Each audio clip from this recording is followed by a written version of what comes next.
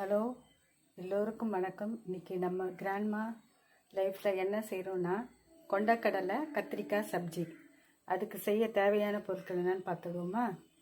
பொடியாக நறுக்கிய வெங்காயம் 3, பொடியாக நறுக்கிய தக்காளி 2, பொடியாக நறுக்கிய பூண்டு 10 பல், கொத்தமல்லி தழை சிறிதளவு, கத்திரிக்காய் நறுக்கியது 200 கிராம், கொண்டக்கடலை வேக வைத்தது,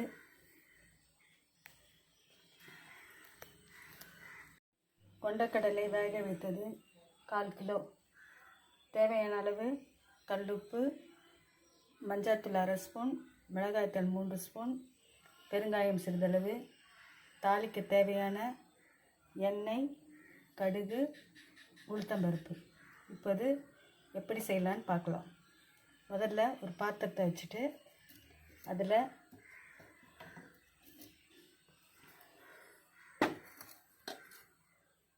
எண்ணெய் 1 2 3 4 5 ஸ்பூன் எண்ணெய் விடணும்.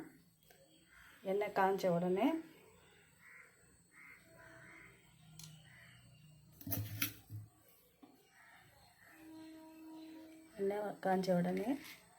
கடுகு உளுந்தம்பருப்பு சேர்க்கணும். கடுகு பொரிஞ்ச உடனே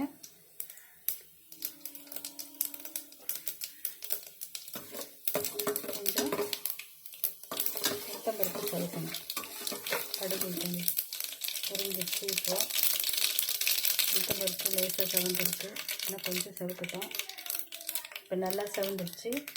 இப்போ நம்ம வெங்காயம் போட போகிறோம்.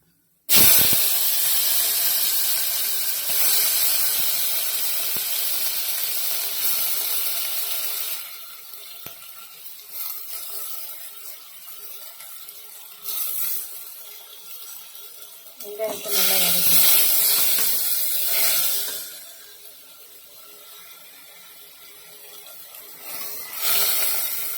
வெங்காயம் வதங்கினால் பூண்டு சேர்க்கணும்.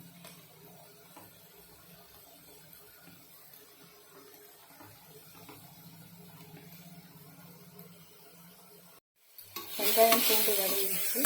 இப்போ நம்ம தக்காளி சேர்க்கிறோம்.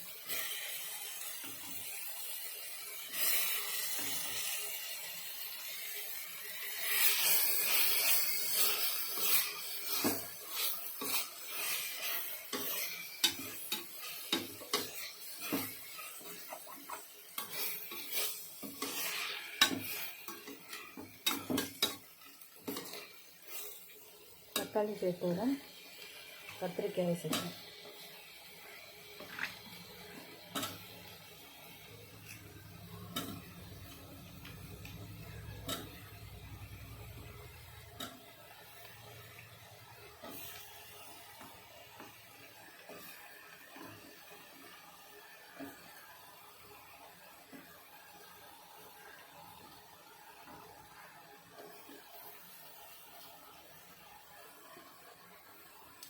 இதை சேர்த்து நன்றாக வதக்கணும்.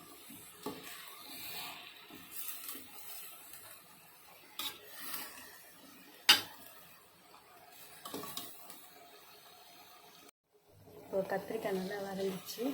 இப்போது 1/2 ஸ்பூன் மஞ்சள்தூள், 3 ஸ்பூன் மிளகாத்தூள், தேவையான அளவு உப்பு, பெருங்காயம் எல்லாத்தையும் சேர்த்துடலாம். சேர்த்துட்டு இதையும் வதக்கணும்.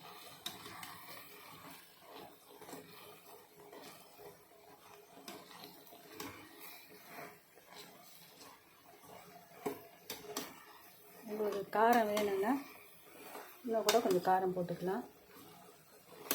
எனக்கு அவ்வளோவா காரம் வேண்டான்றதுனால நான் 3 ஸ்பூன் மிளகாத்தூள் மட்டும் போட்டிருக்கேன்.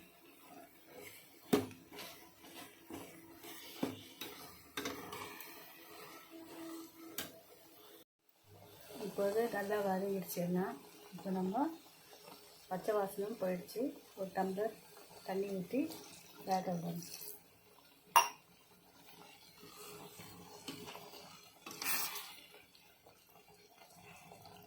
உங்களுக்கு தண்ணியாக வேணால் இன்னும் கூட தண்ணி சேர்த்துக்கலாம்.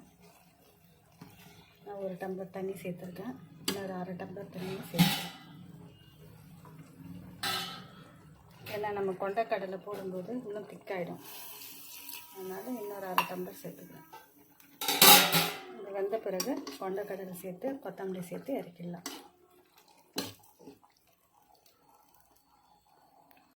இப்போ கத்திரிக்காய் நல்லா வெந்துடுச்சு. இப்போ நம்ம கொண்டைக்கடலை சேர்த்துடலாம்.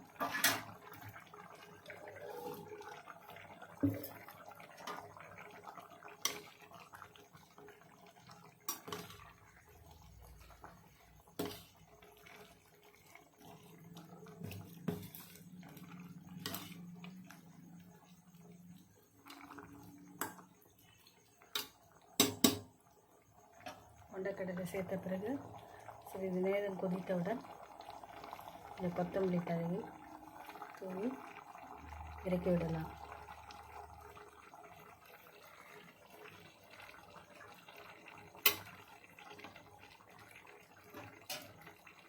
உங்களுக்கு இன்னும் கொஞ்சம் தேங்காய் அரைச்சி ஊற்றினா இன்னும் கொஞ்சம் அது ஒரு குருமா மாதிரி ஆகிடும். அதனால் தேங்காய் அரைச்சி ஊற்றலை. இது கொண்டைக்கடலை சப்ஜின்றதுனால தேங்காய் ஊற்றாமல் இறக்கிட்டேன். தேங்காய் அரைச்சி ஊற்றுறவங்க ஊற்றலாம். அது அவங்க விருப்பத்தை பொறுத்தது. அதுவும் நல்லாயிருக்கும். குழந்தைங்க சாப்பிடுவோம் காரம் வேண்டான்னா அது மாதிரி செஞ்சுக்கலாம். அருமையான கொண்டைக்கடலை சப்ஜி ரெடி ஆயிடுச்சு. இப்போது நீங்கள் இதை சாப்பாட்டோட சப்பாத்தியோடனா இட்லி தோசை எது உடனாலும் சாப்பிட்லாம். இது எல்லாத்துக்குமே சூட் ஆகும். இது இவ்வளோ நேரம் நீங்கள் இதை பொறுமையாக பார்த்ததுக்காக நன்றி. இந்த வீடியோ உங்களுக்கு பிடிச்சிருந்தா சப்ஸ்கிரைப் பண்ணுங்கள், லைக் பண்ணுங்கள், ஷேர் பண்ணுங்கள். Thank you very much. மீண்டும் அடுத்த வீடியோவில் சந்திப்போம். நன்றி.